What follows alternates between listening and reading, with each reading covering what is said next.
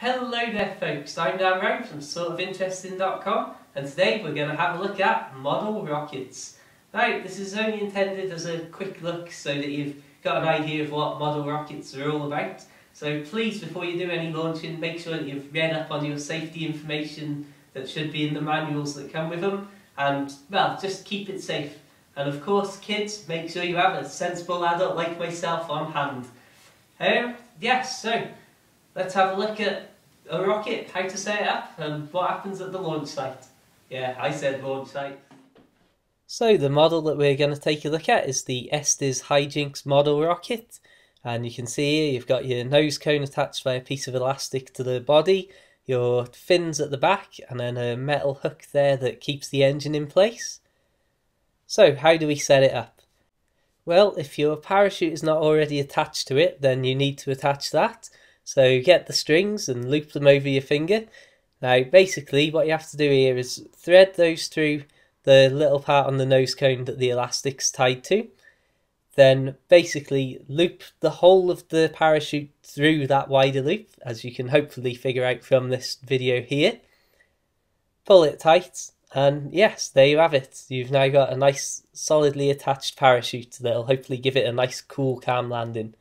Next thing, you need to put some wadding in. I've got some of the proper Estes wadding, but I've seen people say that you can use bits of newspaper and tissue. So screw up a few balls of that and place it down into the rocket, and what this does is basically act as a little barrier to protect the parachute and the elastic from the heat of the final part of the engine's life, which basically after the thrust stage that launches the rocket into the air, it has one final blast that pushes inside the rocket instead of outside and hopefully knocks the top off and pulls the parachute out. So obviously now you need to put the parachute in, so start by spiking it up, then fold the tip of the parachute down and then loosely roll it up.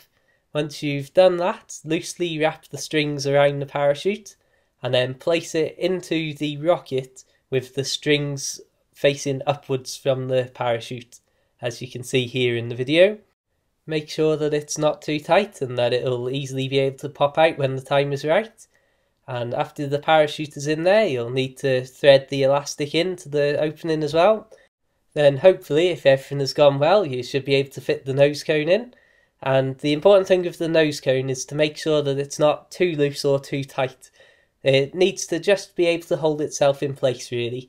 And you can either sand down the inner part of the nose cone or add a little bit of masking tape around it to make sure that it's just there, firm enough to hold itself in place, but not so much that it'll be stuck when it's time for it to pop out. Now then, the important part, the back end of it, where the engine's going to go. Now I'll show you quickly indoors, but I never ever do these before I get to the actual launch site because, well, you don't want basically fireworks roaming about loose while you're travelling around. So here's an igniter. Now basically this is what causes the initial spark to set the engine off, and that's a little plug there. So you put the igniter into the hole in the engine, it should touch the bottom, then you will put the plug down to hold it in place so that when the rocket's ready to launch, and this is all effectively upside down facing the ground, it won't all fall out. And the little tip is to separate these so there's a little bit more room for a stage I'll show you in a minute's time. Now then, here's one of the big parts, the ignition box.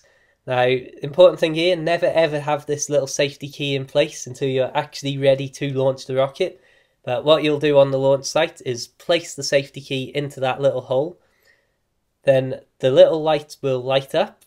And at that point, when you press the ignition button, it will launch and off the rocket goes.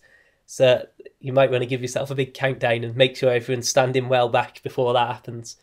Now on the other end, you have your little crocodile clips, which will attach to one of the pieces of metal each on the igniter. And because you don't want these touching, that's why I say it's possibly a good idea to separate those little pieces of metal on the igniter out of it. And finally, we'll just quickly go through setting up the little stand and launch pad. So it's all pretty self-explanatory. Legs slot into place on the middle part. Then you have your little metal bar that the rocket slides down. You may see a piece of masking tape on this, and that is there basically to stop the rocket sliding right down so it touches the launch plate, which you can see there covered in soot and goodness knows what from previous launches. You have that little extra piece that helps keep the launch plate in place. Then this slides down on the metal bar, which in turn you place into the little hole on the stand and then tighten it up so that it should be pointing directly upright and nice and solid in place.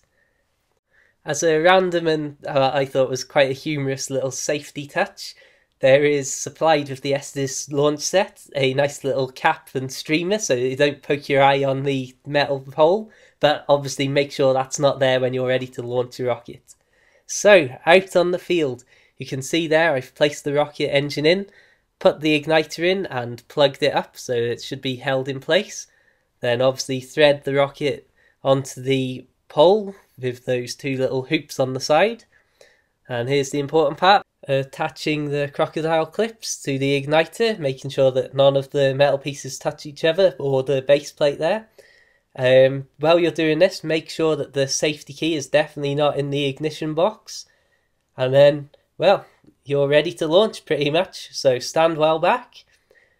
Then when it's safe and when you're ready, press the safety key down, count down, and then press the button. Hopefully, if everything's gone well, then the rocket should go up, the nose should pop off, and it should parachute itself gently to the ground. We'll see that again in slow motion because you've been patient in watching the video. Here's some bonus footage of my little rascal rocket going off as well. So here we go. And now in slow motion, of course. As I say, this is only intended as a quick guide to give you an idea of what rockets are all about, so please read up on your safety information before you head out with any to launch. Thank you very much for watching. Make sure you check out sortofinteresting.com and subscribe to my channel for loads more rocket videos. Have a great day!